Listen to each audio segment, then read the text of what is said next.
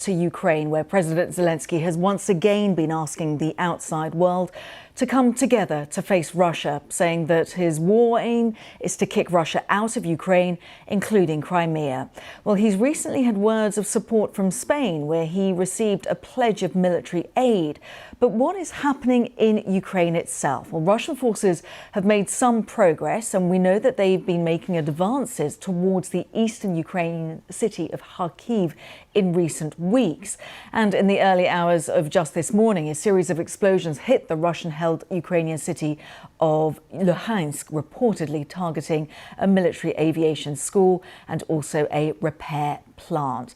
Well, let's cross over to our international editor, Jeremy Bowen, who joins us live from Kharkiv. And Jeremy, you were at the DIY centre in Kharkiv that was targeted over the weekend. Seemingly, Ukraine's second city is defenceless against Russian air attacks.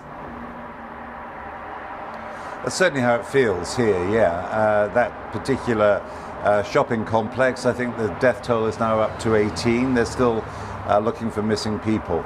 And, you know, it's a strange atmosphere here in Kharkiv because behind me there's a busy road, people are going to work, but only about 30 kilometers from here, there's quite a major battle going on between Ukrainian and Russian forces in a border town called Vovchansk, where I was in the area just a few days ago. I didn't go into the city, it's way too lethal for that to be there, but I could see massive plumes of smoke coming from big fires. Clearly it's an inferno, and as well as that, here in the city, this is the second biggest city in Ukraine, it does feel pretty defenseless when it comes to various kinds of Russian missile attacks, because they're so short of missile defenses, and what they have to do is make some difficult choices about what it is they protect.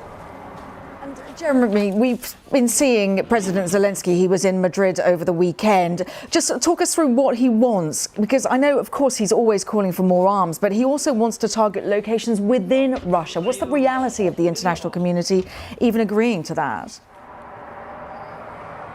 Well, the thing is, it's the Americans, basically. It's Joe Biden, President Joe Biden in the White House, who is very reluctant for the Ukrainians to use some of the sophisticated weapons that the Americans have supplied to hit targets inside Russia.